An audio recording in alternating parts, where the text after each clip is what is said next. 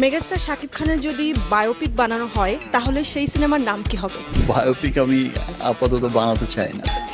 আপনার জীবনের এমন কোনো পার্সন আছে যাকে আপনি আইডল ভাবেন? এই অঙ্গনের যদি কাউকে বলতে হয় তাহলে তো বলতে হয় রাজাক আঙ্কেলকে খুব ভালো লাগে, আলমগীর সাহেবকেও খুব ভালো লাগে, ববিতা ম্যাডামকে ভালো লাগে, শাবানা ম্যাডাম, অনেকেই আছে। শাকিব খান নিজেকে ফরএভার ইয়াং রাখতে কোন রুলসটা সবসময় মেনটেন করে? স্পেশাল তেমন কিছুই তো করি না, বাট আমার কাছে মনে হয় মানুষ ভালোবাসার দৃষ্টিতে দেখে বলেই ভালো লাগে আমাকে।